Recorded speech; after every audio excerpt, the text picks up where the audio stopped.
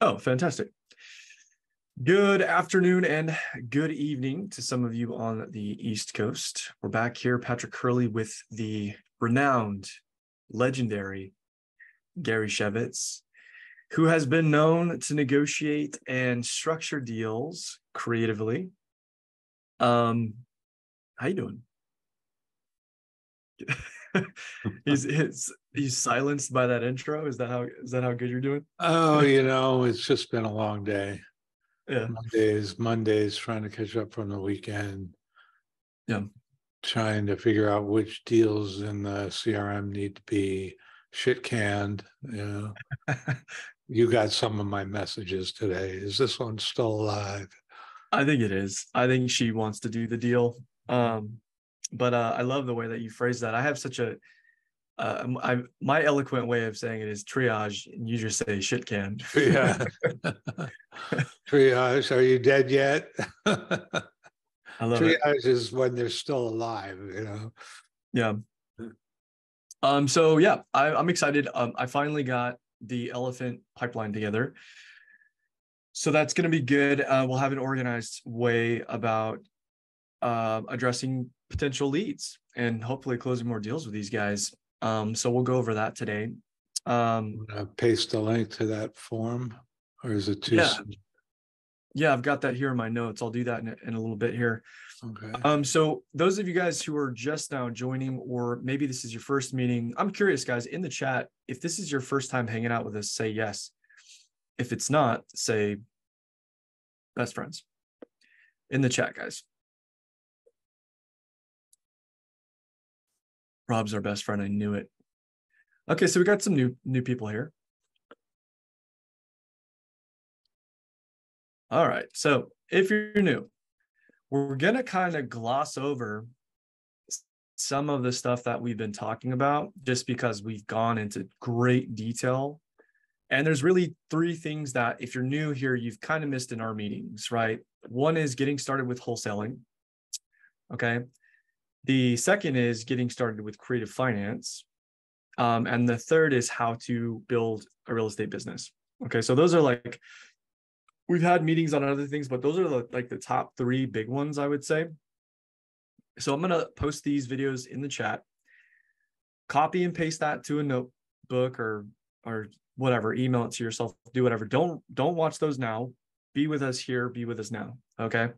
But when you have a chance, go over those videos. They're amazing. Gary is hilarious in those videos. He's dropping bombs in all those videos as usual. But today, Subscribe to Patrick's YouTube channel. yeah, While you're there, give me some love and shoot me a sub. That's my catchphrase now. shoot me a sub. So Yeah. I thought you wanted me to go to Subway for you or something. So today, guys, real simple. How the hell do we make money in real estate investing? Real simple. All right. So this month, we're having a good month. So my team, and why I'm bringing up my team is I want to kind of show you what we're doing. Here comes the brag, everybody. Yep, braggadocious time. So for cash deals, we've got one in Oakland. LA, believe it or not, we've got three. However, two of those are joint venture agreements. Okay. And which means that somebody came to us, they wanted us to dispo the deal. My dispo manager is making quite a name for himself inside of the Astro community. We have one in San Jose. We have one in Redwood City.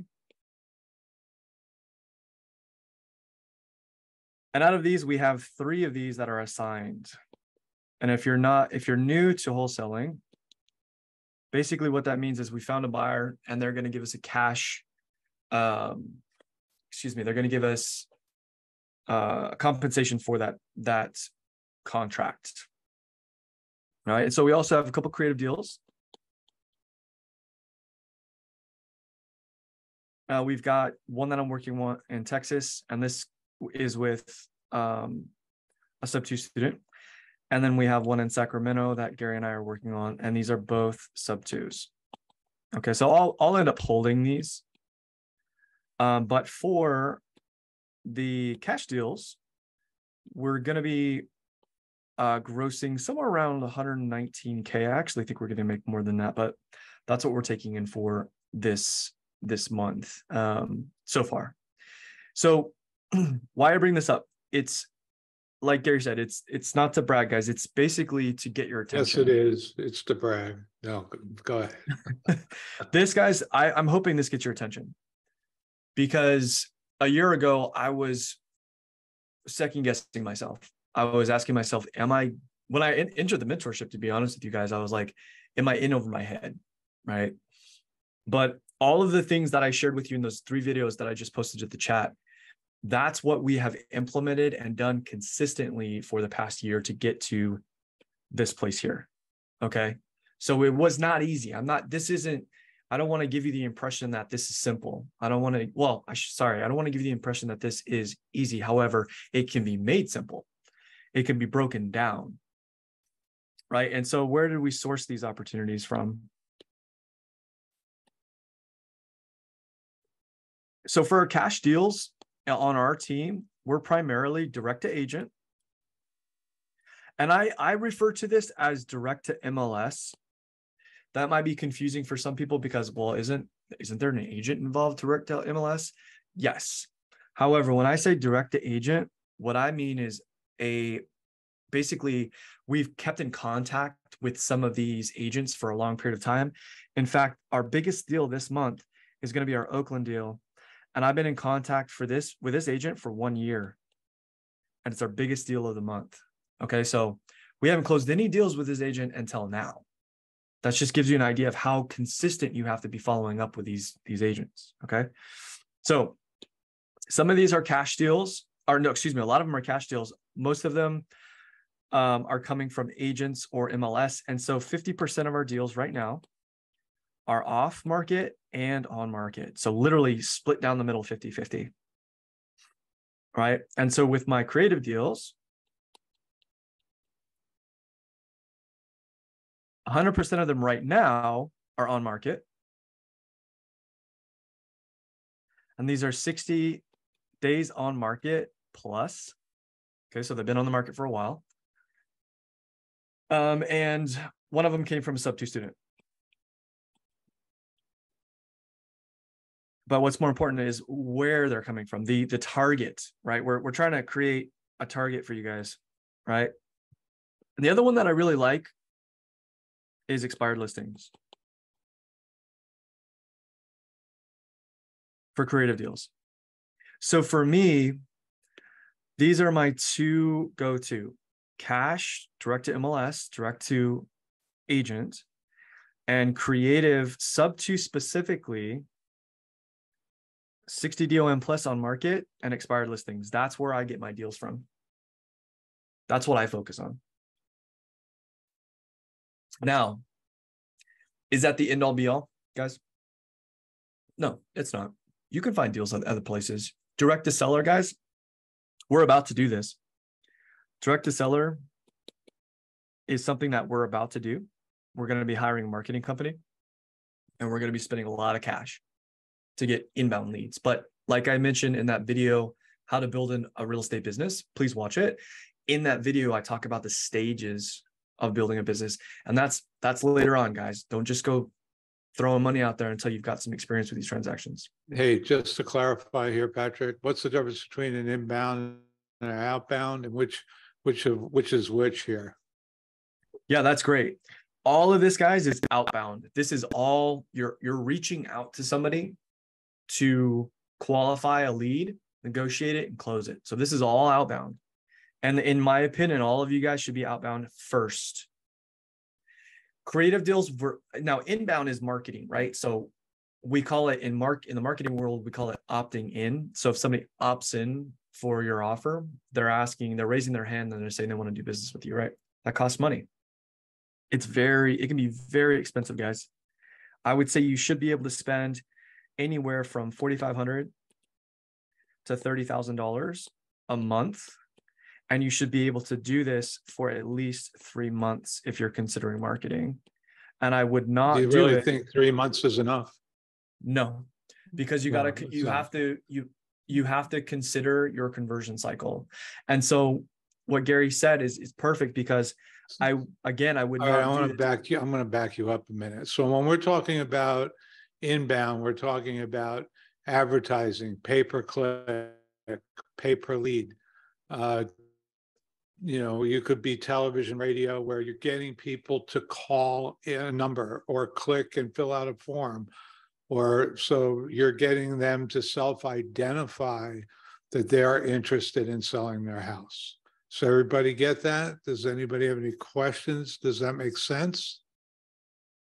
Yeah. I think we got to be careful to make sure we let people know what we're talking about here. Yeah. And I would say that most people look at marketing and they go, ooh, easy button. I'll just throw money at the problem. Right. Let's put it this way. You're going to throw money, but out the window. well, there could be, each lead could cost you several $100s. Yeah, correct. Maybe more. A lead could cost you $500. Yeah. And if you don't close that lead, you're out $500 or $300 or whatever your cost per lead is. Yeah. So now your conversion becomes extremely important. Correct. And then you have a conversion cycle, which means how fast are you going to be closing that lead?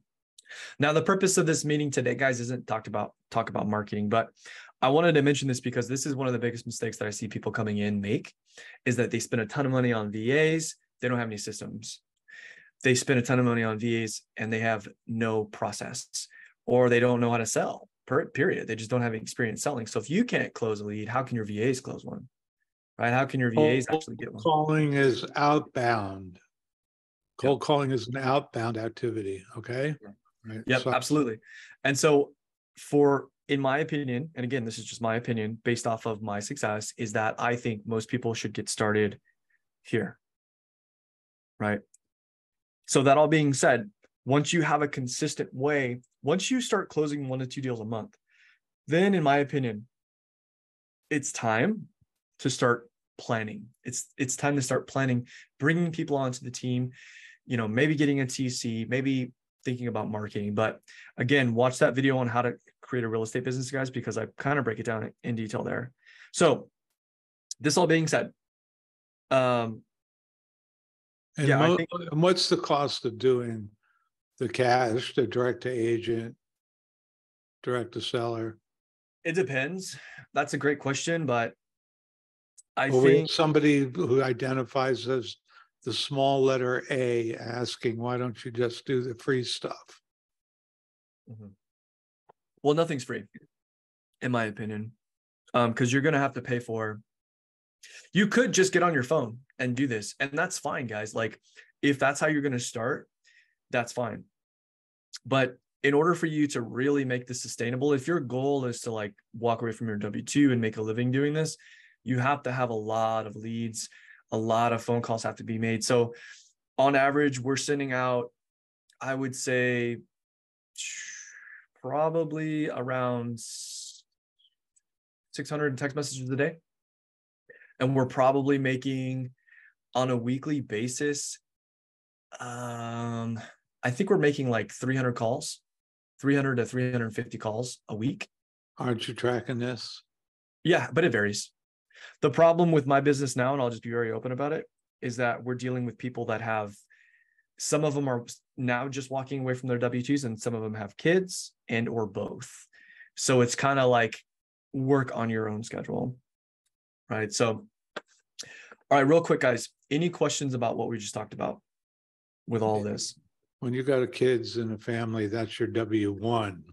I love it. Jermaine said, missed the beginning. Too bad, Jermaine. You're just gonna have to watch the replay, buddy.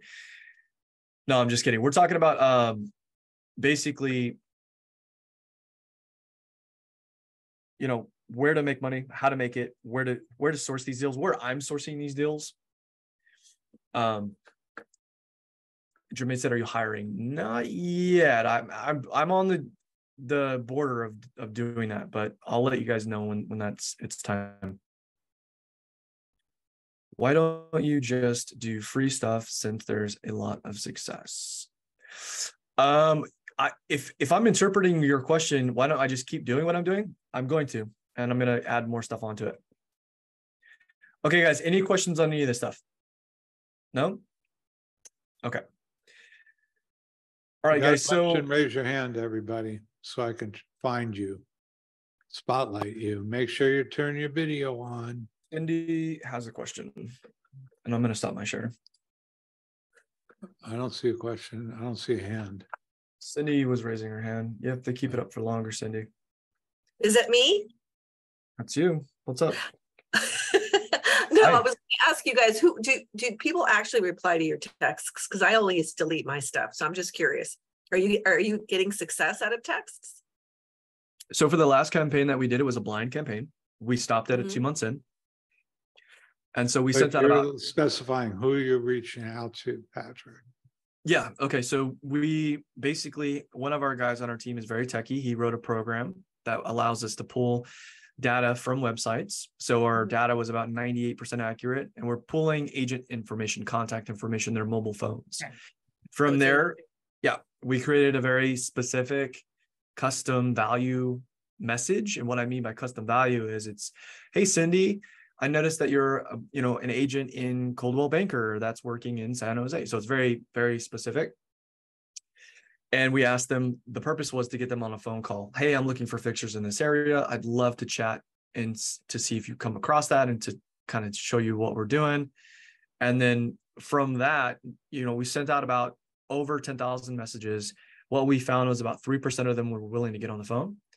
The other, whatever percent would just say, they would either not respond or F off or no, thank you, not interested. And then from those 3%, 1% actually gave us opportunities. 1% of those actually brought us off-market properties. So that's the data that we got from that campaign. But to give you something useful, guys, and like maybe some of you kind of, should shift your focus to this. What I said was the message that we sent out was very personalized. And the more personalized that message is, and the more you show them that you have the intention of getting on the phone with them, the better you're going to do in your campaigns. Trust me on this one. Like, we do not shy away from the phones. We want to get on the phone with people because you can't build rapport over text. You can't use your voice and your tonality of your voice to build rapport. You can't sense intention behind what people are saying either. So it's really, really important that you guys get on the phone. And this is a relationship business. They're going to trust you if they hear your voice. We answered, Cindy muted. We got Jakima, I think, asking. No, Jane Ferdig. There's Jane. Go ahead and ask your question, Jane. Jane? Welcome. Hi, thank you so much. I just started with the Elephant Challenge, and I got to watch several of your videos to learn how to jump in the pool. Thank you so much for your efforts that you, I think you're so organized. I really appreciate you sharing your structures. So I went ahead and started with what exactly you were just talking about with the MLS. And looking at things on the market for a day, or and I can even like backtrack this week to coming across something that wasn't on the market yet through my neighborhood, and as a gator, and then realize, oh my gosh, this could be a sub-2 deal, and don't have the connections yet to have gone there quickly, so I lost that. But came up with some decent leads yesterday, calling, going through the MLS, and I did make contact with a real estate agent, and it turns out it was his own personal property he was selling. And those are never fun. well, yeah, his place has been on the market since October. Like I'm a chatty Cathy. And so was chatting with him and found out the place has been on the market. And I was pretty direct with him and asked him why he hasn't been renting it out. Because what I was doing was looking at instead of like, I started crunching all the numbers and doing comps, trying to do comps. But it was so time consuming. I'm like, let me use the skills I have with my eyes and my understanding, my background's interior design. Can I pause you for real fast? Sure. Because something that you said, I want everybody to hear, and it's really important, because what's going to dictate your success is how many deals that you close consistently, right? That's when you can call yourself a full-time investor. And you're not going to be able to do that until you are able to vet and triage your opportunities. So first, by vetting, is it a deal? Is it not a deal? How do we do that? Well, we have to get the 4 pillars. Do you remember what the 4 pillars are? Absolutely. And that's what I was looking. I made sure. And the most important pillar is what? Timeline. No, close. Motivation. Why are they? Well, that was what I was trying to find out, what his motivation was. And so what I'm getting to here, and what I want everyone to hear is that what you told me was, okay, so I found this thing, I think it might be a deal, and so I'm comping it, I'm underwriting it, but do we know if they're open to terms? Do we know if they're open to sub 2? Do we know any of this stuff yet? Right. So what we want to do before we do any comping, like I'll do a shotgun approach. If you look at the wholesale video that I posted, basically I'll look at what's selling in the market real quick. I will not take 5 minutes to do it. I'll take like 2 or 3 minutes to look at the value.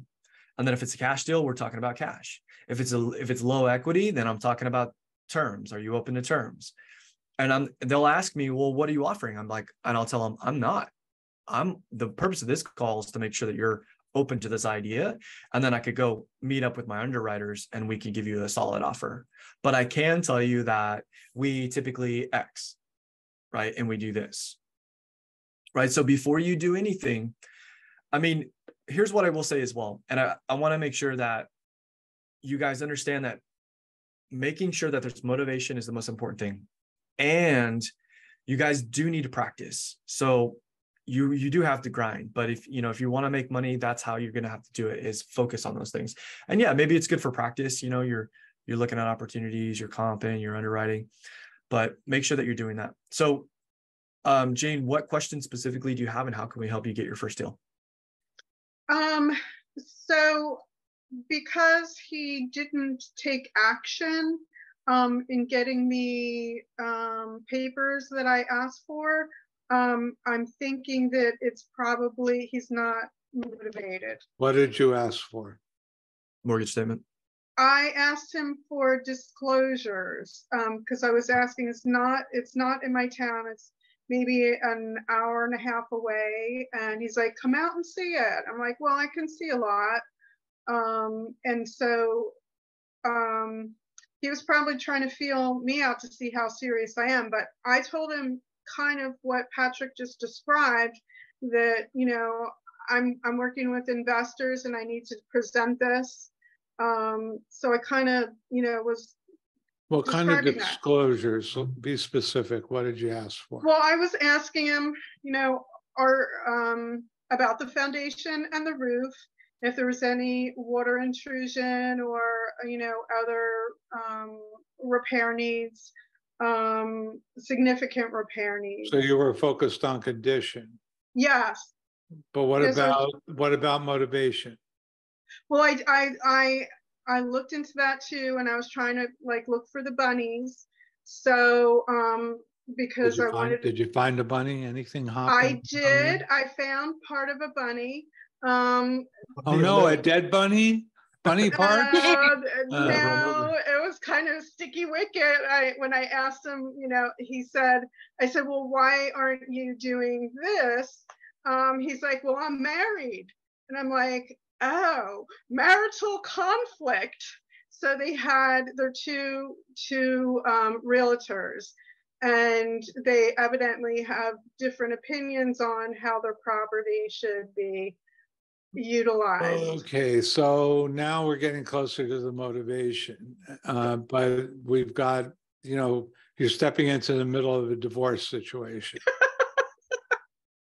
That's not fun, and it's not really rarely good for a creative deal. I mean, right. It can be, but rarely. But you're circling in on the motivation.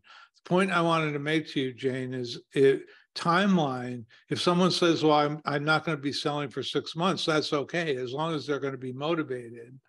You don't throw them away. You know, if there is no motivation, then you're going to move on. Yeah. So that's And the so difference. There's some motivation. There's a 'cause precedence there, you know. he reduced the price, so it was a price drop, which is like, I didn't see any price drops, and it's vacant. So, and it's a fairly nice neighborhood. So there's motivation there. I just got to probably dig a little bit further than hearing what you're saying, because he's looking for, I guess, a particular price, has a range in mind, but I didn't get far enough in the conversation to know what, he said, make me an offer. I can always counter offer. yeah, when somebody says that and they don't have an asking price, I tell them I can't do that, because what I need to go back to my underwriters and see if we can get close to your number. And if I don't have a number, then it's going to be a really impossible conversation for me. Well, he had a listing though. Okay, so he has an asking MLS. price. Yeah. Okay, yeah. And so, yeah, I mean, you can go through the process, the 4 pillars, and pitch an offer. I will tell you this from experience though. And so this isn't black and white, it's just my experience, but 9 times out of 10, if it's an agent owned property, I don't even bother. Okay. Okay, good to know. There's only a Good to handful of know. agents that I like. Gary's one of them. Okay, good to know. And then, thank you. I appreciate that. And then the second thing is a completely different lead that I just got this morning, which is a neighbor who is also dabbling in investment, and she put earnest money down on a property that has, I don't understand it, but it's both residential and commercial. So it's got a residence That's on it. Okay. Called mixed use. Yeah, mixed use. So it's Mixed use. Okay. Okay. yeah. So go ahead. She put earnest money down, and she kind of wants to get her earnest money back, but it's beyond the inspection period. And she got me all the papers this afternoon, and I took a look at them. And Is this a wholesaler? No, she's an investor. Like she's a sort of beginning investor. I don't know. She knows enough to be dangerous. If she's giving away EMD, right? Yeah, no shit. What state is this in? In Georgia. Oh, okay. I got buyers out there. I'm buying out there as well. Okay. So I thought it might be a pretty hot thing because it's closed. It was due to be closed or close escrow on the 15th. And I kind of told her, I might be able to bring you some options. So I said, can you delay that closing? And so she's working on delaying it to the 25th. But I have the papers from her. What you'd want to do is you'd want to sign a joint venture agreement with her. Then you'd want to assign it to an end buyer. We do it all the time. Okay. But what's the ARV and what did they lock it up at? I don't quite, I'm such a beginner. I don't know about the ARV, how to calculate that. Well, you'd have to comp it. What do they, do you have an address? Yes. It's under contract, right? Yes. Okay. Well, then you can share the address. It's under contract past the inspection date, about to hit the close of escrow date, 1 week. We could always extend escrow if it's a deal. Do you have an address you want to pop in the chat? Sure.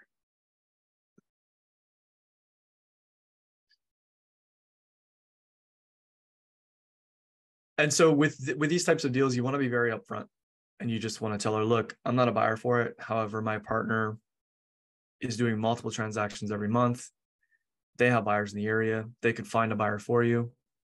At this point, you have leverage because she's past the point of no return with EMD. Did you get that privately? Or there it is. Athens. Okay. Oh, should I have done it privately? Did I? No, it's fine. It's under contract. Okay. And it's it's off Do you want market. to, do you want to dig into this, Patrick, or do you want to press on with your agenda here? She even Um, had it inspected, and I have that.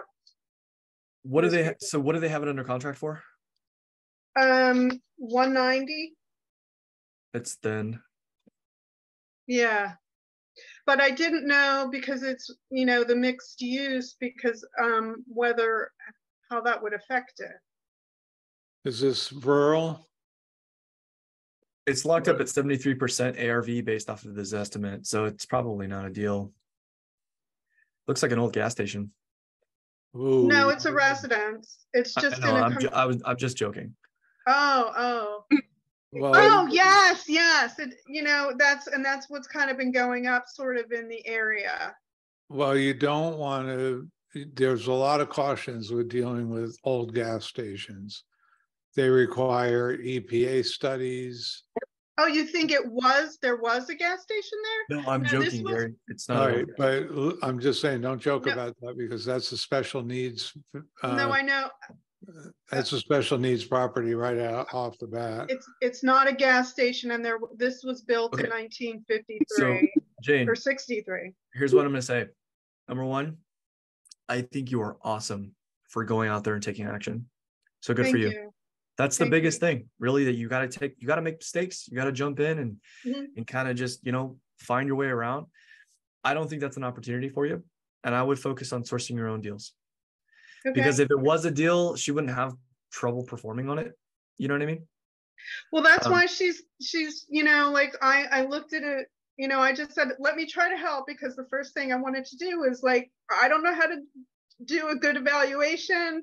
So let me bring it and discuss it and learn from this and see if I can help her. And looking at it, I'm like, ew, looking at the prices of some of the other properties, I thought that the residential ones that are not on the road, their prices have dropped. And I just thought, as a residence, which she kind of was imagining it might be good as, I thought nobody would want to live there. Yeah, I think you're spending too much time. Just, you got to like make decisions like this. And so if I were you and you're trying to make money, you got to be in higher liquidity areas, like areas that if you look at the past 3 months, you've got like 10 comps, right? If I'm looking at this thing, it looks like it's in the middle of nowhere, right? It is and it isn't. So then maybe I don't want to dive Atlanta. into it. I don't want to dive into it because Oh, we spent a okay. lot of time on it. But All right, like I said, it's a house with a rapid lube. with It is not, may not be a gas station, but But there, there's a service station in it. That's great. There's it's some auto, industrial it's an stuff. auto service. We spent a ton of time on this one. Right. But like I said, Jane, you're taking action. You just gotta, I think, shift your focus to things that are gonna make you more money. I Thank don't you think very much. Patrick's, I don't Keep think showing up, Patrick's keep putting in the confused. work, girl. Thank you for hanging out with us. Luxley, what's up, man? Hey, how you doing? Good, man. How are you? Oh, great. Hey, I have a property. I wrote an offer on it. My inspection period is 5 days away. Okay. So I need to know if I am pretty close to what the number should be. If it's a deal on that. Really. Well, I'll tell you what. You want to make sure your number is correct before you get anything under contract. But we'll help you out, okay? Just make sure that like in a linear fashion, when you make your offer, the only time we make offers that we know are off is when we know we're going to renegotiate in escrow. But for the most part, we know our offer going in is the right offer. Does that make sense? Yeah. In other words, you got to be certain about your numbers before you open escrow because it can get dicey. So this is under contract. Do you have an address? It's 1832 19th Avenue South, St. Petersburg, Florida. And my keyboard is not working. Great. What is that, 1832? Yes. Are you pulling it up? 19th Avenue, 19th Avenue South. I'm going to make you share because it's easier for me. South, St. Petersburg? Yes. See if I can find that. Okay. Let's make Gary do some work in this meeting, guys. What do you think? What do you mean? Don't start with me. All right, so this is on, it's sold January. Luxley, didn't you just lock up a property in Texas too? No, that was another one in St. Petersburg. It's going through a process. That one. Busy we guy. closed it. Y'all should be squatting up with Luxley over here. He's getting contracts, guys. You got to make him work for you, Luxley. I used to be an old realtor. Oh, okay. What's up? Love it. Gary, are you going to share your screen with us, or are you just going to? Well, I can, Gonna you work? know, I don't think what I'm seeing here is a great share, but Oh, okay. is it, which one of these is it?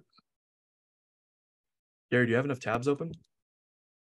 No, actually, I usually have more. I wasn't expecting to share anything. Which one is it, Lux? It's that one there. This one here? Yes, Is it that off- one there. Is it off market or on market? No, Go It's back. off- no, it's on market. It's an MLS listing. This one here? No. You had it just now. Go in the other It's the direction. yellow, this yellow one, no? No, it's a yellow one, but it's on the other side of the street, I think. Oh, there's nothing here. This one here? See, it didn't want to, are you sure 1832 19th Avenue Oh. South? Hold on, let me just make sure.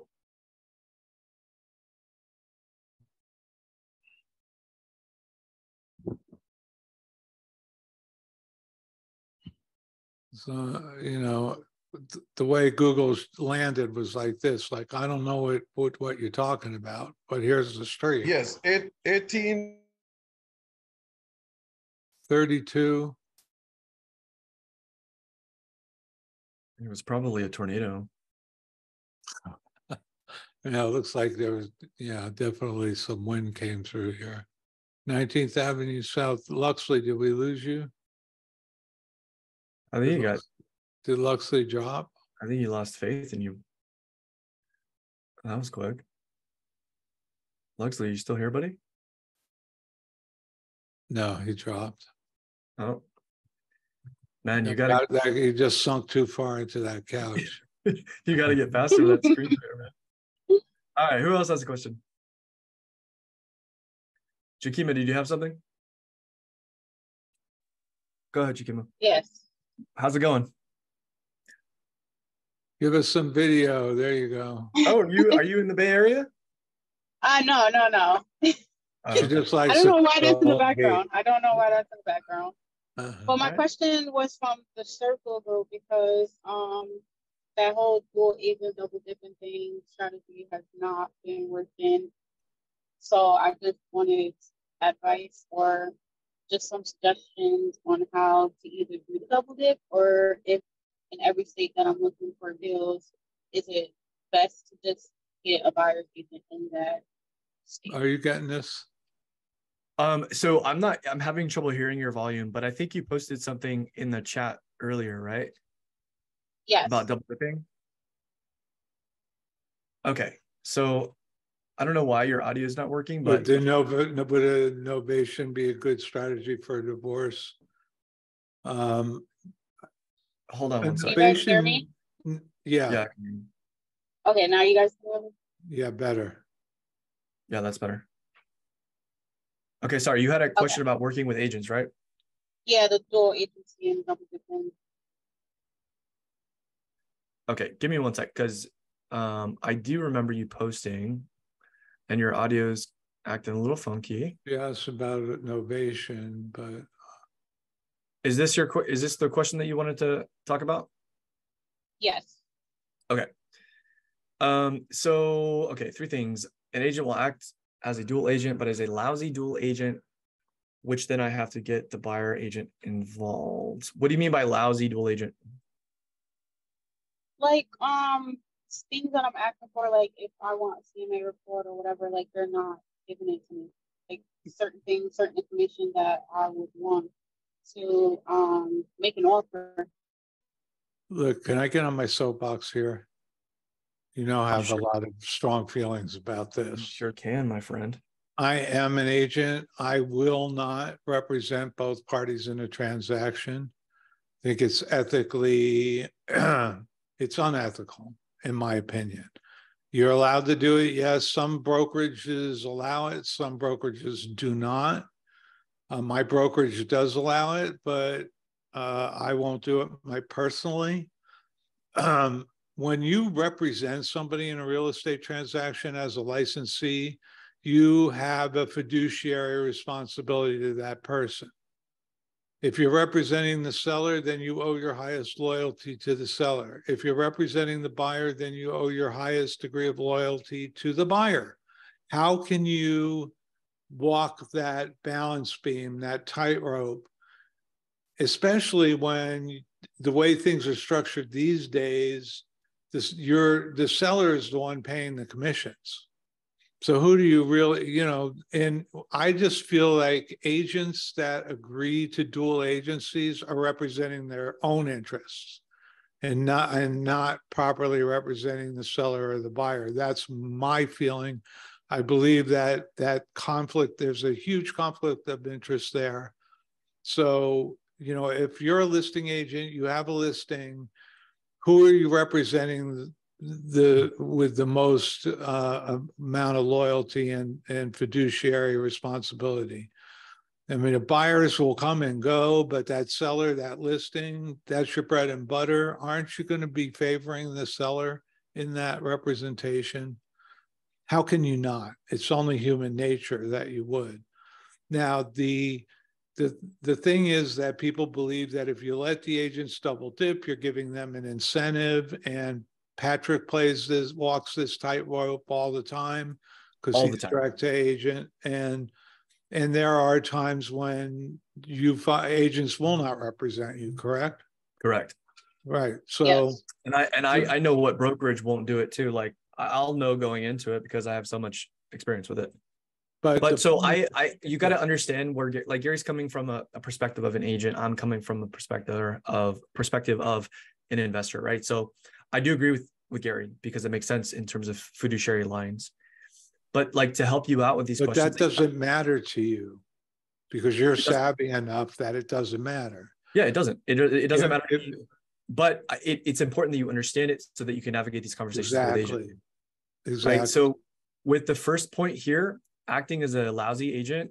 So for me, I don't really know what that means, but I'm assuming that they're not giving you information or something like that. But remember, that's on you to get that information. So if they're not doing something that you need to find another agent. Number one, right? That's the number one answer right here. Number two, they refer somebody to your team. That happens to us quite often, especially when it's like they don't allow dual agency, or maybe it's like a probate or something like that, where legally it's not a good idea for them to do dual agency. So they'll refer us out, which is totally fine. I asked that agent just to stay in close contact with both parties. Now, if they don't have information, I don't care. All I need them for is to write the offer. That's it. I need them to write the offer and to stay in communication with me. If they don't give me information, or if I don't get disclosures, I'm going to go directly to the listing agent. Right. So some brokerages will allow dual agency within the brokerage, but having different agents. So that's when you're going to get referred to that other agent. That means that there's a rule, or that listing agent has decided for themselves that they don't do dual agency. Yep. Wisely decided. But the point is that I think that what you're running up against, Jakima, more than anything, is the fact that you're inexperienced and it's coming across to the agents and they just don't want to be bothered. They're not taking you seriously. Oh. So I make it real simple. I basically just ask them, once I go through the 4 pillars and we're talking about the property, I go, okay, great. I think, we're close on price. I'd love to make an offer. I can send you an LOI. Can you write this up for me? And that's literally all I say. I make it very light. I don't say anything about representation. I just say, can you write this up for me? And from there, they're either going to say yes, or I'll have somebody from my brokerage. And if they say no and they don't refer somebody to you, they're definitely going to be a difficult agent to work with. So it's already going to be one of those situations where you have to ask yourself, do I even want to work with this agent? It might still be an opportunity, but for me, I'm looking for agents that I want to work with again and again and again and again. So if it's a smoking deal and I know I can get it, I might just, grit my teeth and go through the process of working with an agent I don't want to work with. But again, for the most part, I'm looking for agents who are easy to work with. So I think Gary may have some truth to what he's saying too, because it seems like you're having a lot of issues. And I think maybe it's the way that you're coming across. Maybe record your conversations and listen to them just to give yourself feedback. Does that make sense? Ask yourself, how are my conversations really going? And all of our conversations are recorded in our CRM, and we do call audits all the time. I listen to my own conversations. Look, if you want to bring a recorded call to this meeting or a Wednesday session, we'll be happy to do a call calibration with you. Yep. Okay. And critique it as long as you're coming with an open mind, because if some people, you can't have a thin skin if we're going to do call calibrations or even role play. Yeah. And Jakima, you gotta be an empty vessel. Every conversation you have, you gotta be, you gotta use your experience, but also don't hold the intention that they're going to be a bad buyer agent or you're going to have the same experience, because that's going to come through with the way that you're coming across as well. Right. So you have to just act confident and say, can you write this up for me? And then see what they say and navigate it from there. But keep doing the work. Okay. I will note that Luxley has returned to this. Yes, we got cut off somehow. I don't know what happened there. We figured you just sunk too far into that couch. Can you put the address in the chat so we can just directly copy and paste it? Do I not have the correct address? Because I still have that loaded. Yes, you did. All right, so you have to tell me which one of these freaking houses is it? Is it this little yellow house? Is it this yellow house? That yellow house. The one right. This one? No, the other one. This one over here. The yellow one on the other side. That one. That one. Okay, yeah. It's 1823. Yeah. So you told me 1832. So that's why we're having a problem. Oh, okay. Dyslexia. That's all right. I'm a little dyslexic myself. Let's see if I do that, will it come back a little different this time? Yes. Now it's showing that house. Okay, it looks like it's in decent shape. What's the question? It needs quite a bit of work. It's listed at 250. I have it on the contract for 190. It's been on the market for quite a while. The ARV, I have an agent and we came up with about 350. It needs about 60 in work. You got some siding issues here. Yeah, it needs everything. Yeah. Okay. Is it on market or off market? It's on market. It's on market. Let me go back to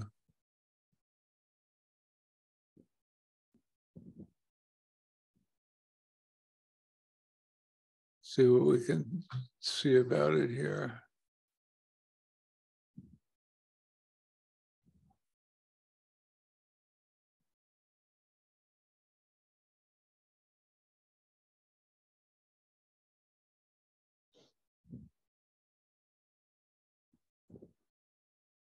All right. Stellar. Not the best pictures in the world.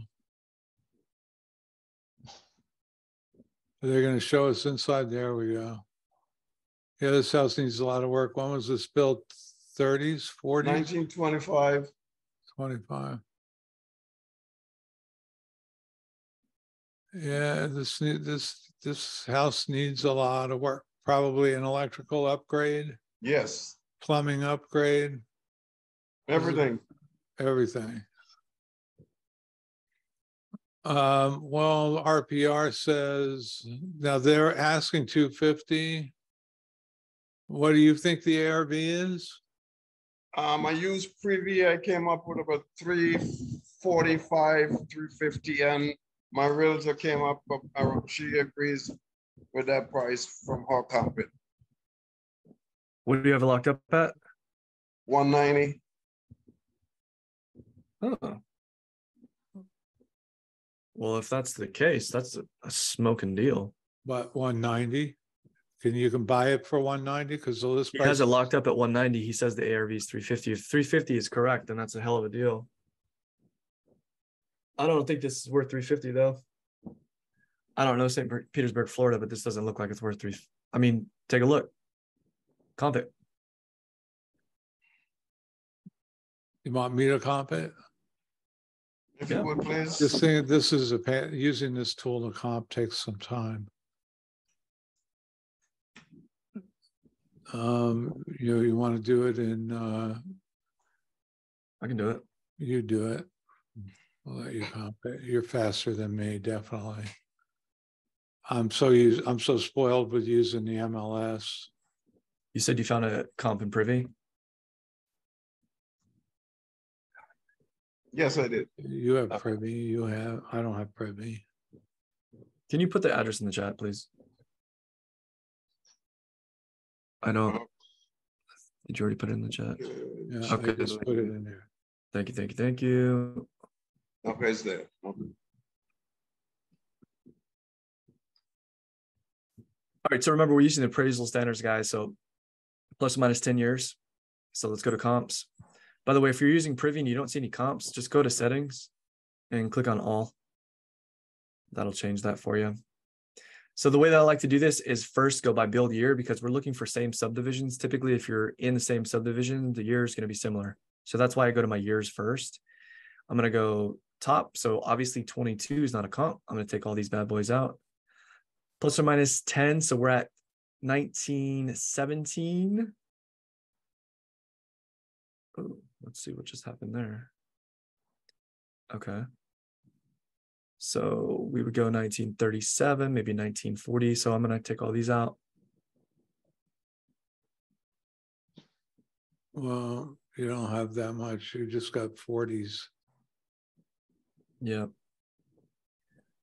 27. I've got a couple in 27 that I'm going to look at.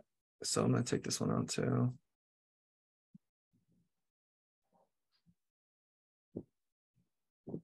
All right, so let's flip this on its head. From there, I'm looking at square footage. Also want to take a look at this map to see where I'm at. So we're here. I'm really only seeing, I'm just looking at the prices right now to see what sold close. These two sold for three. I'm not seeing that 350 mark. What's your comp? Do you have the comp address? Do I have them? Do you have a What comp?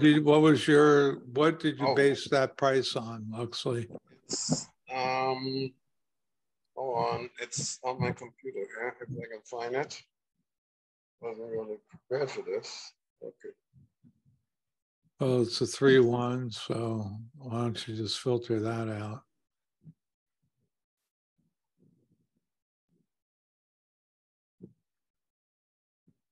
This is the closest comp right here.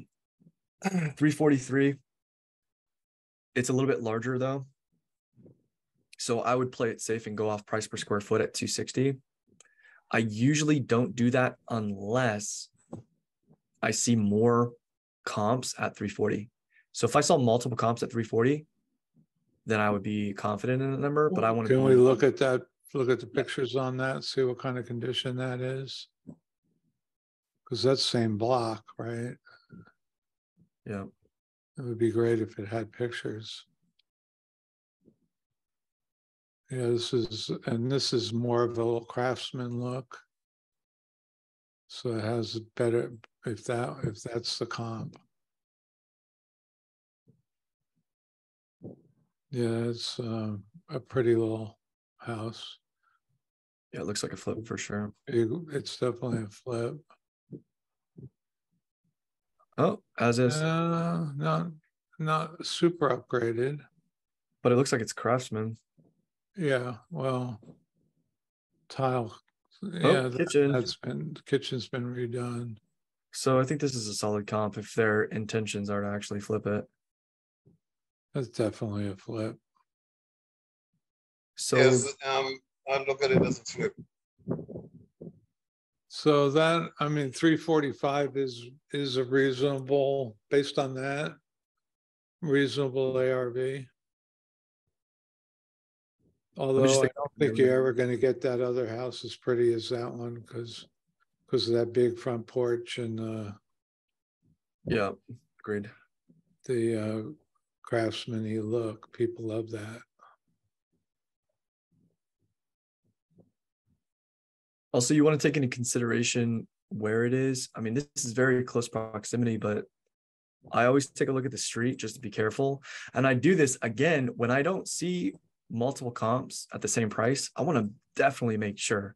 So I'm looking at my neighborhood and I'm asking myself, did a tornado also pass through here? There's a before picture. There's a before picture. This is just down the street, isn't it? Yeah, but still, I'm still going to look. There's They look the same to me.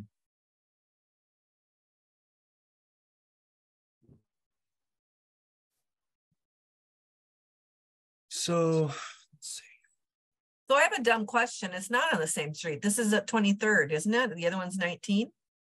Oh, 19th. 19th Avenue. Yeah, it's just, it's not, it's very close. Okay, sorry. Same neighborhood. It's 4 blocks over.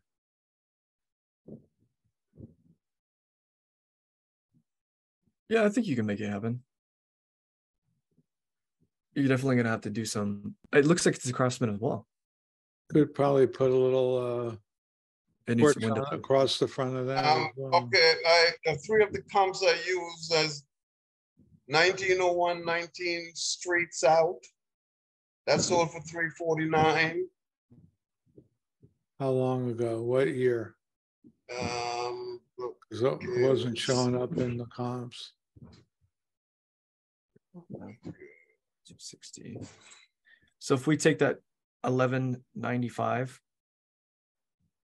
and we times that by our 260, you're at 310. And that's being very conservative. You have this locked up at 190? yes. You're at 61% ARV. This is the deal.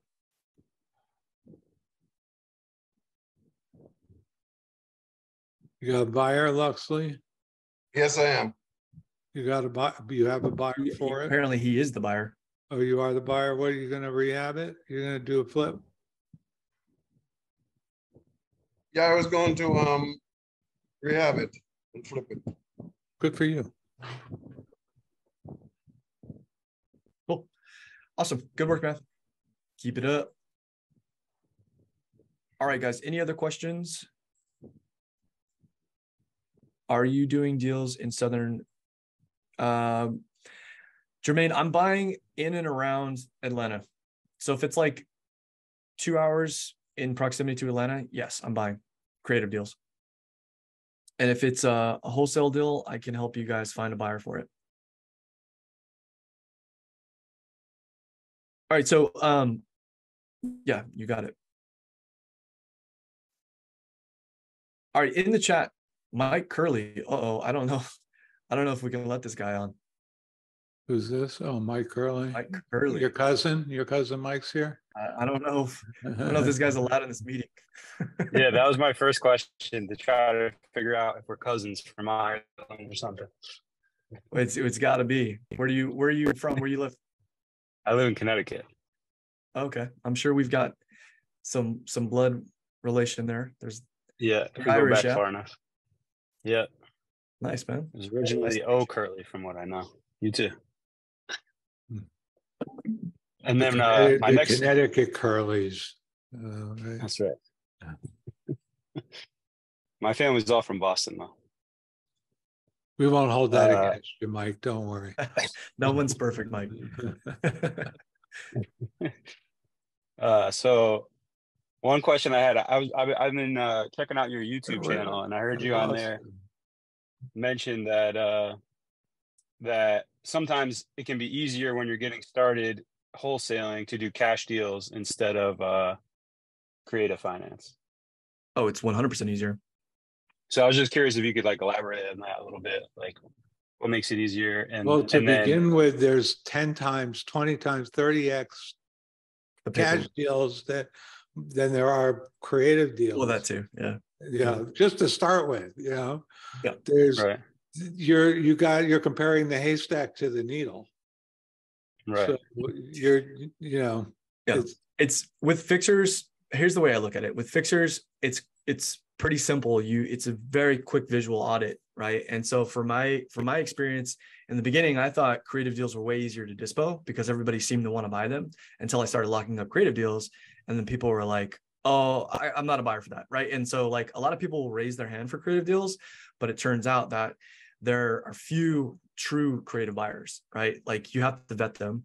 So Gary's right. There's just more volume, in my opinion, for cash deals. The second thing is that like creative deals take way more energy. There's more paperwork involved. There's more negotiating. There's more transaction stuff that goes on. Like sub 2 deals, you got to get somebody to sign a power of attorney. There's just a lot more that goes on with them. And the assignment fees are generally lower than cash deals from where I work. Okay, so I work in California. So on average, we're assigning our deals for about $20,000. Our JV deals on average are at least $5,000, right? So we're making $30,000 assignments. We've got $60,000 assignments. We have one this month. We're probably going to make anywhere from 65 to 90 on one cash deal, right? So cash deals all take the same amount of energy. I usually focus on anywhere from 20K upwards. Creative deals, I'm interested in them just because I'm trying to pick up assets. I'm not even assigning them if I can't.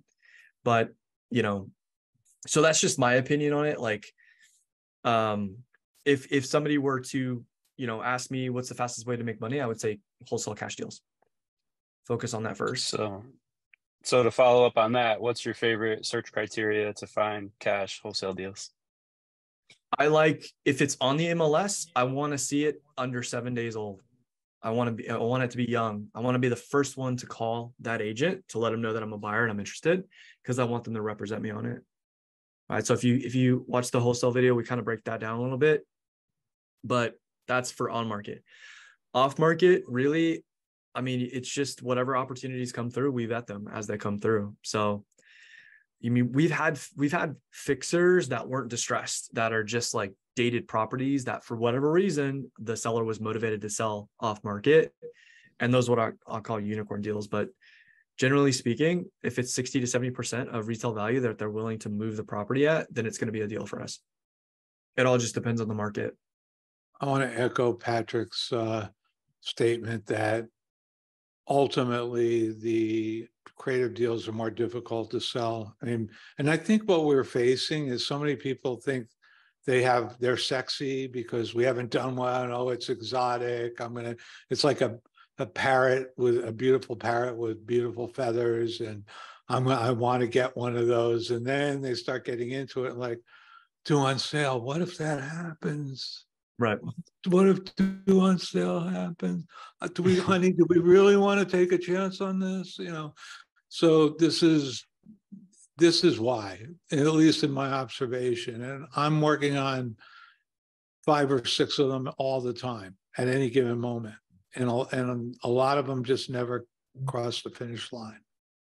Yep. So it sounds like you guys are saying it can be harder on both sides. Like it's harder to find a seller that's willing to do creative, and then it can also be hard to find buyers that'll actually close it. What if you already have a buyer that is looking for creative, but then it's still hard to find the deals, right? Well, even them, even when you put one in their hands, they can say, "Oh yeah, I want to do that." I just had this exact circumstance. A sub-2 student got another sub-2 student, said, "Yeah, I want it." We drew up all the paperwork, everything, and why aren't they signing? Yeah. And the day goes by, why aren't you guys signing? And then they write this big letter of apology. And we just thought better of it. My husband this, my wife Right. that, and the whole thing falls apart. I would say, like, to piggyback on that, like, Mike, if it hits the criteria that we've mentioned in previous videos, and there's here, I'll give you a link to this drive. If it hits this criteria, you have a higher likelihood of finding a buyer for it. It's in this creative folder. I'll drop it in the chat. But basically, if you have a 10% entry fee, and it's in a place where there's higher liquidity, it's an area where there'd be no problem cash flowing it as a long-term rental, and it's got low capital expenditure, it has a low amount of reno that's needed, you're most likely going to find a buyer for it if it hits that criteria. The problem with creative deals is that, or I should say the problem with people getting into creative deals is that they let the seller and or the agent dictate the terms. And they get all excited. Oh, you're open to creative? And they're like, yeah, 50% down, right? And I want $5,000 a month and a balloon in 3 years. Like, nobody's going to buy that because nobody has the risk tolerance for it, nor does it make sense, right? Like, I'm doing JV deals with Pace and Abraham, and they're liquid for a ton of cash. They could buy whatever they want, but even they scrutinize their deals. They don't want to overpay. Like, they'll kick a deal back and they'll be like, that's over ARV. We don't want it. Right. So even the big fish are really scrutinizing their deal. So if you want to get into creative, that's fine.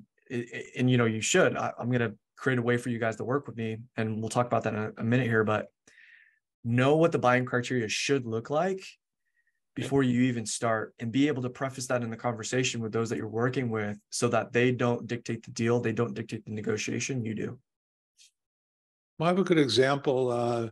The one I was just talking about. It's a good deal. It's a great mortgage, 3.125, but it's only suitable for someone who wants to live in it. It's not going to cash flow. It's a primary residence, so we have to find. That makes it much harder to move that kind of property. If it's only going to fit someone who wants to live in it, it's way more difficult to find a buyer. Yeah. And so the last thing I'll say here, guys, is like, when you guys hear us saying this, also remember, I'm coming from a place of you doing everything yourself. You guys are really fortunate because you guys have us to rely on. So if you do find a deal and you bring it to us, we're going to find a buyer for you guys. Right. So if somebody was starting on their own and doing this all by themselves, I would say don't even think about creative, like, just do cash deals. But if you want to focus on creative, that's great. I'm buying in Nevada. I'm buying in California. I'm buying in Texas. I'm buying in Georgia, maybe Florida. I don't know. I've been seeing a lot of tornadoes lately, but I'm buying in all those areas. So you guys have an outlet where all you need to do is figure out how to identify, and understand if that person is open to the idea. And then you pass it over to somebody like me that can close it, and you'll get paid on it. So that there's a person who identifies as a small letter A is asking, where's the deal? If you're talking to me, it's in Santa Clarita, California. Anyway, so Mike, did we get your questions answered? Yeah, thank you guys. I appreciate it. Yeah, thanks for hanging out with us. And by the way, I lived in Boston for over a decade.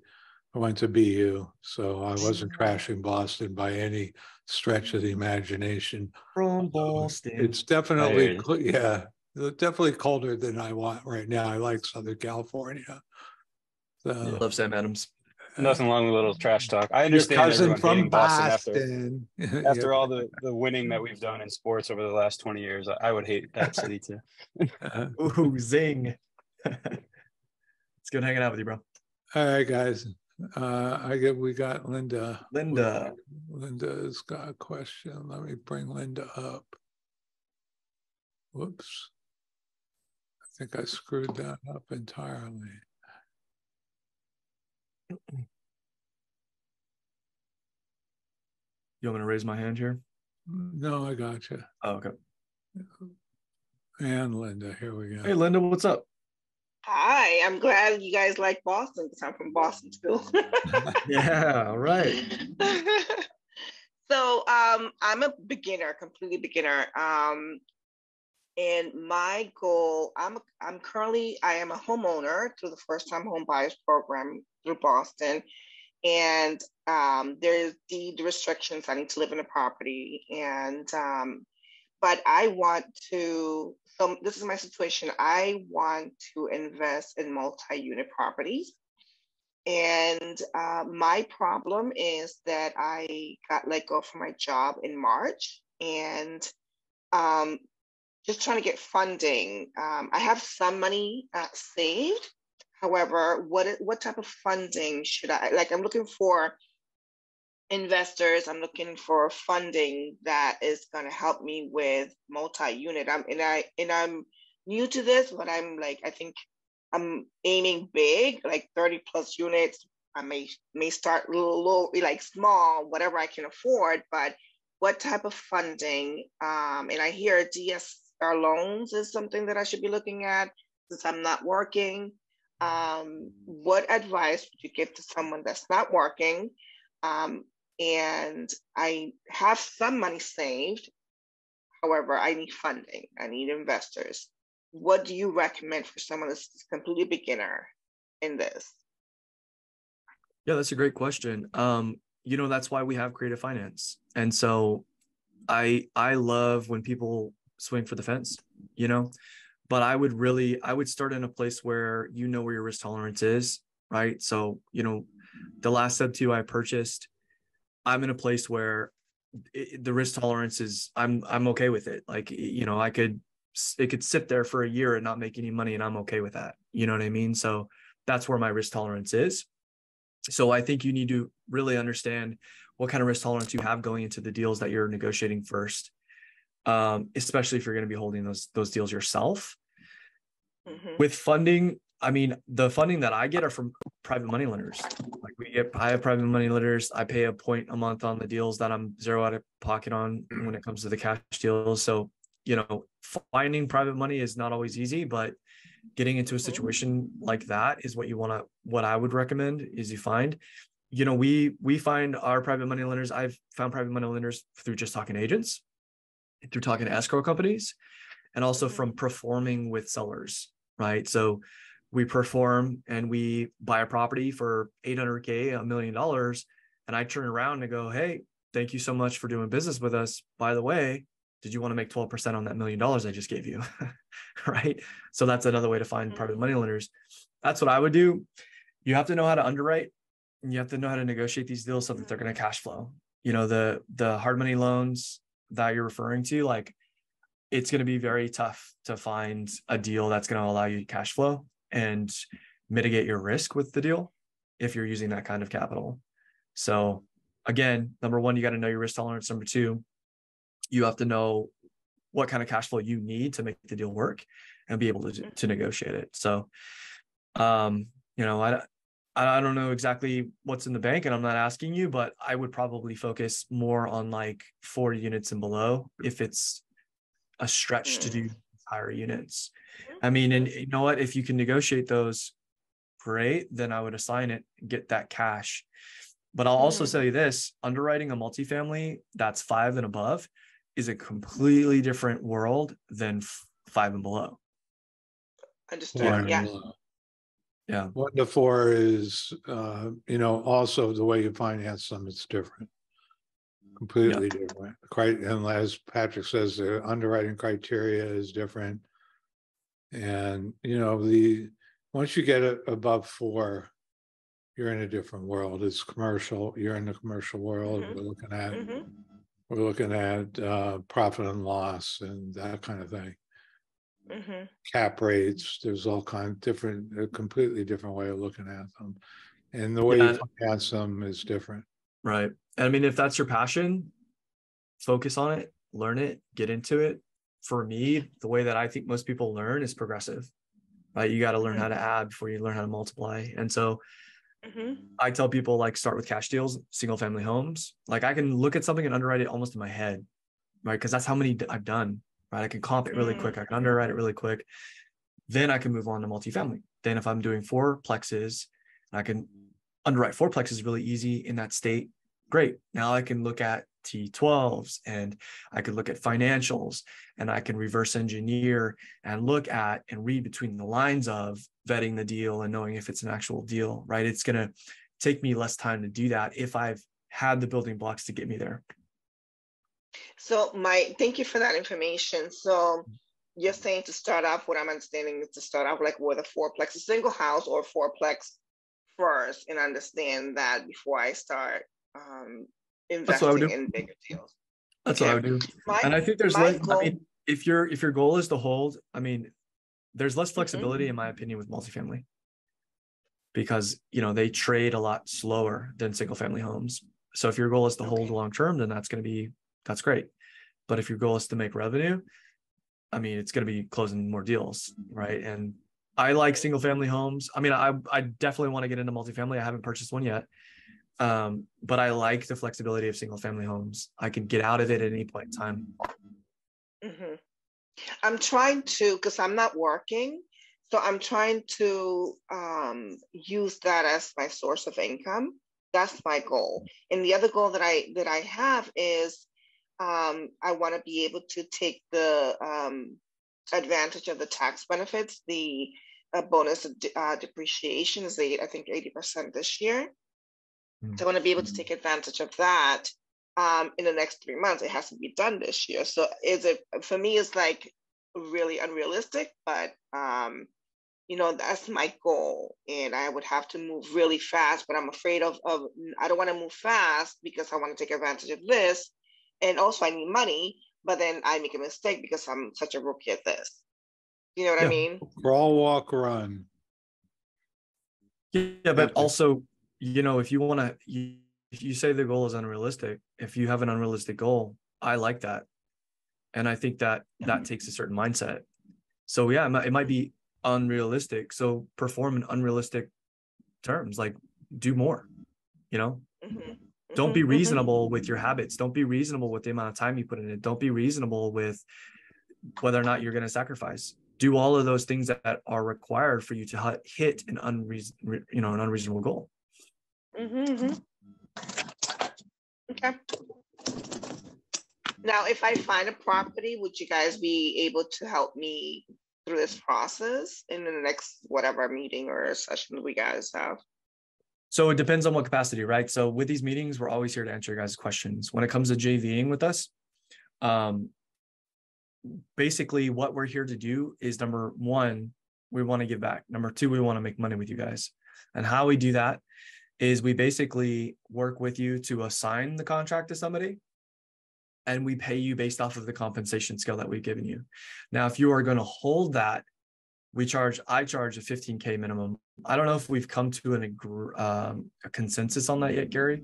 If we're closing a deal for Baby Elephant and they're holding it, have we come to an assignment? That's not that no one's thought that one through yet.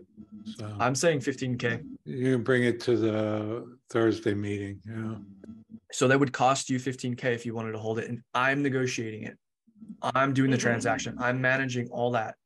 That would be the cost. And what I'll give you guys now is some homework. Give me 1 second to copy this. And I'm going to leave this in the chat for you guys. So your homework is watch these videos if you haven't already, guys, because there's a lot of good information in these videos, getting started on wholesaling, getting started with creative finance, how to build a real estate business. I would get Privy or PropStream. I prefer PropStream. However, just today, I was looking at a new build in Texas. It was built in 2022. And Privy had the information. PropStream didn't. But it was also not accurate information. I ended up getting the mortgage statement and it wasn't accurate information. But I use both of them. I like both of them. I think you guys should have both. But PropStream is my go-to. Start looking for fixtures and sub-2 deals, guys. We've talked about how to find them in these other videos. Call and use these scripts. I put a link here. There's a folder inside of the Baby Elephant resources. Use those scripts. Call. See if these people are interested. in moving forward and actually in talking with us. If they are, you can submit your deals at that link. Get my offer, freebirdrei.com. Okay. So if you click on that link, actually, I'm going to share my screen for a minute.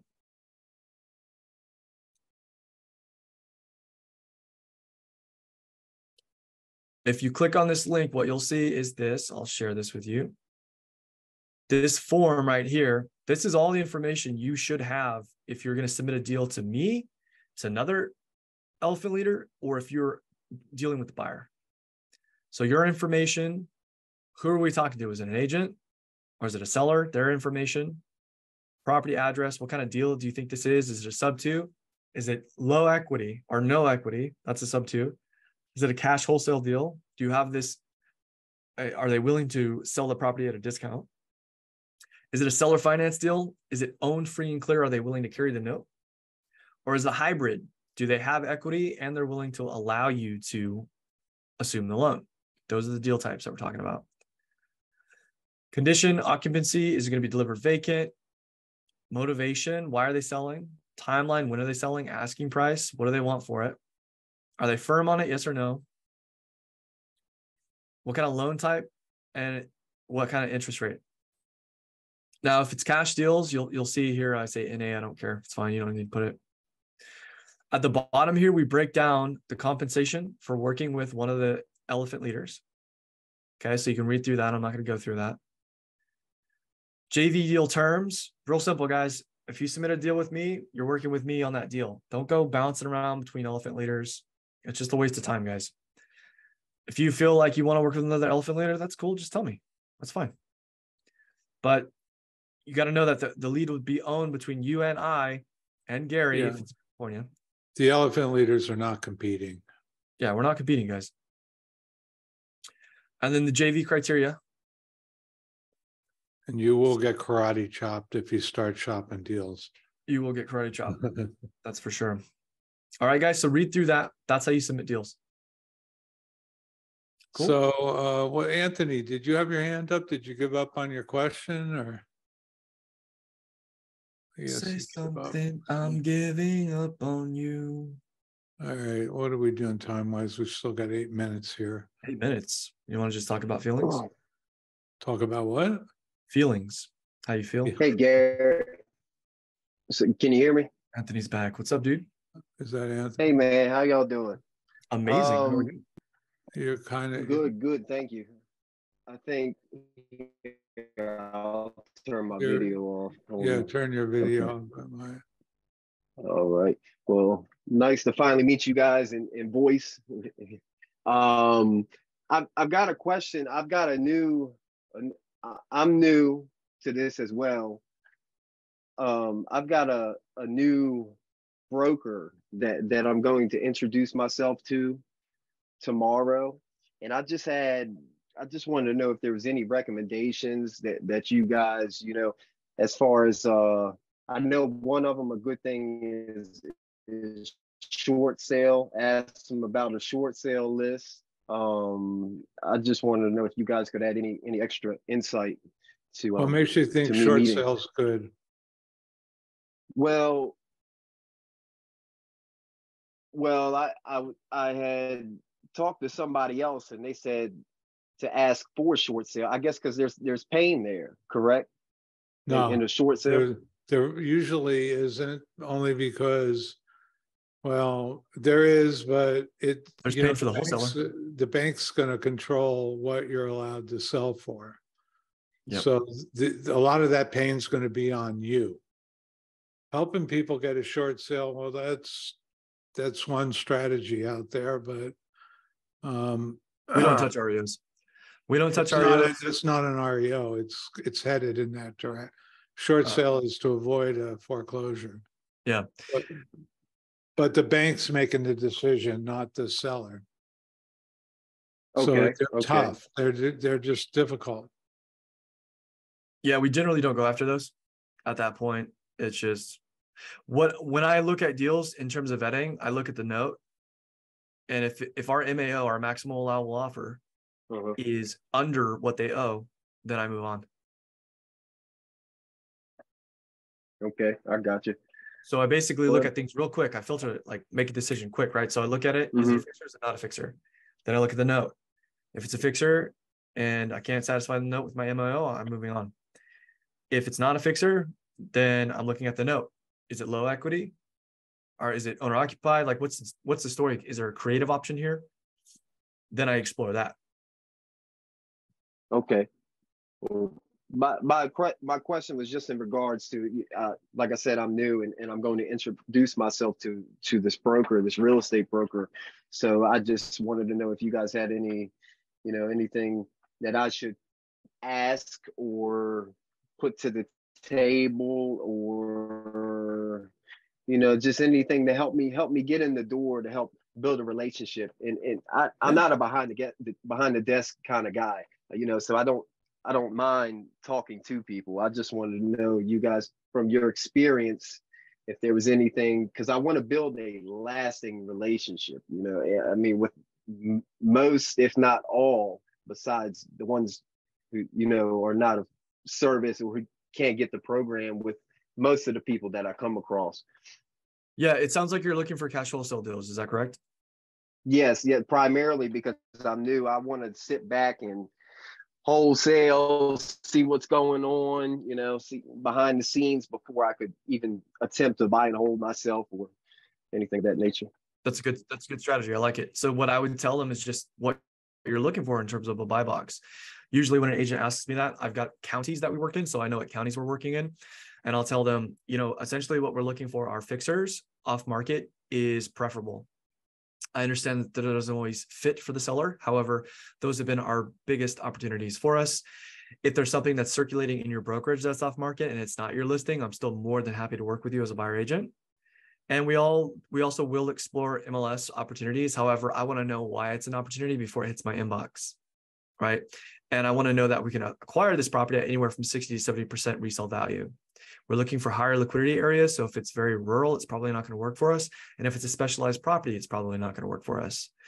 But if you don't know if it's going to be a fit for us, send it to us anyways, and we'll tell you if it is or if it isn't. We'll give you a cash offer. We always close cash. We can close as soon as escrow wants us to, as soon as they can finish the paperwork. And we generally want to close vacant. So we're flexible with cash for keys and extending escrow if need be. So basically just give them our buy box and how we operate. Okay, and that's you guys personally. Okay, thank you. Thank you, Patrick. Yeah. All right, Anthony, let's take it home with Dustin here. Dustin, Dude, what's got going on today? Hi guys. Style, what's up? I'm brand new to this whole thing. I just started Gator like July. So well, you got the right color on. Thanks.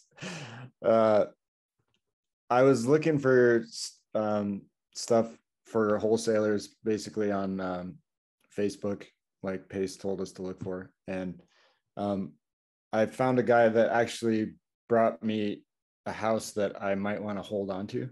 And I just was wondering if you would help me comp it, because I've gone through some comps like with Pace on videos and stuff, and I think I understand it, but obviously I haven't done it for real, like on my own before. And I didn't know if you guys would be. Is this under contract or on market? What's the deal? It's off market. It's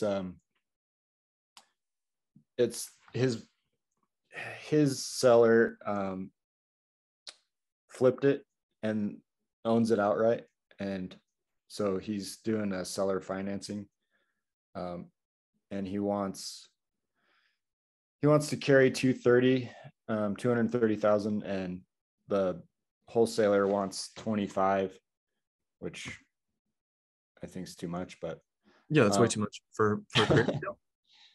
He wants to do 5% interest, and the payment would be like $1,235. It's a 3-bedroom, 2-bath in Casa Grande. 5% carry for how long? What's the balloon? That's a good question. I didn't ask that. Balloons are for clowns. What's the carry again? He wants to carry 230. What's it worth? The sale price? So the total price with the down payment And the down is, I asked the wholesaler and he's like, yeah, it's just my assignment. He said an What estimate. what is the price of the house? Assignment. What is the Assignment. price of the house, the buy price of the house? Forget the assignment. So he has it at 255. Okay. Is it worth 255? There's not a whole lot And for he's sale willing in to that area. I think it's more like 30. Sorry, you were breaking up there for a second. Gary, your video and audio is lagging.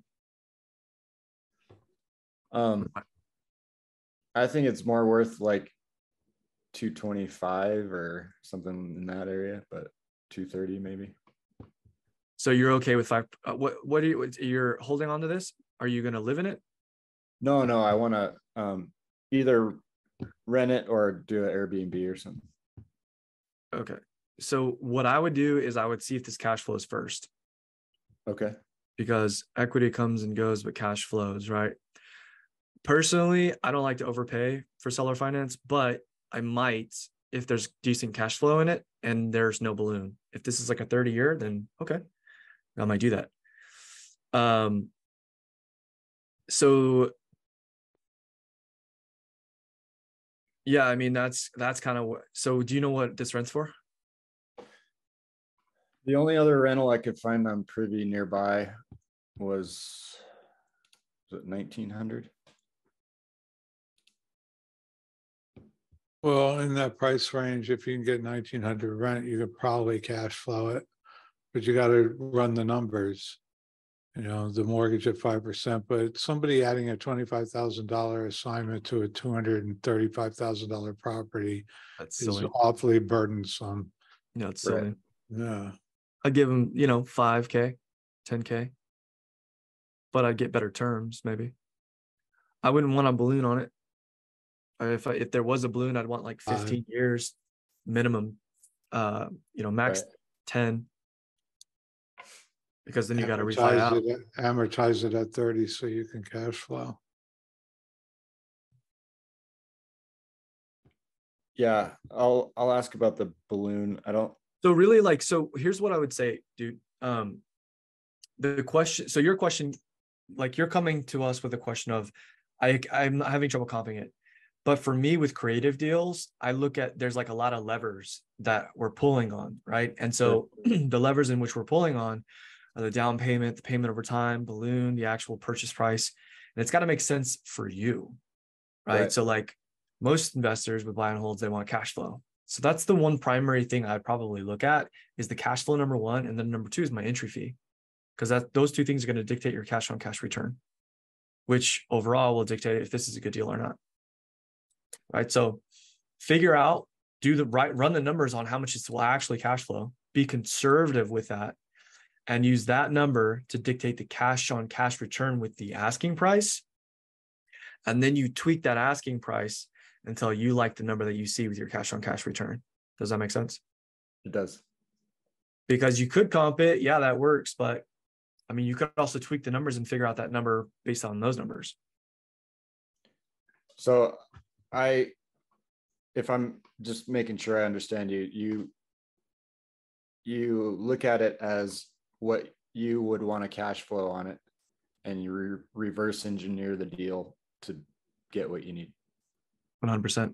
Typically, I don't like to pay over ARV, but if it's like retail ready, I might pay ARV. Like I got a new build in Texas that I'm looking at. It's built in last year. So yeah, I'm going to pay market for it. I'm okay with that. Yeah. Or if somebody's willing to give you 0% interest for 15 years, you might throw them 25 on the purchase price, right? If they're willing to give you principal only payments, why not? Right. So it all just depends, but you got to know what it is that you want out of the deal first. And then that's going to dictate the rest of the numbers. Okay. Is that going to screw up like a future arrangement with the wholesaler if I go, yeah, I don't want to pay you 25, I only want to pay 5. Would he rather have all of something or all of nothing? Yeah. No, I get it. I You can just, just look at the wholesaler and say, you're killing the deal. I'm not gonna buy it if you're gonna stand there and if you want 25, it's just not gonna work. And So- high level negotiation is figuring out how to fix a problem and building context so that you are on the same playing field and being able to explain that to who's across from you. So if And you you know could- your numbers and you know your shit and you tell them, look, this is the cash on cash that I'm looking for, which means that I got to get in at this entry point. Yeah, That and you includes say, your look, down payment, closing costs, and anything else associated with it. That's all rolled into one.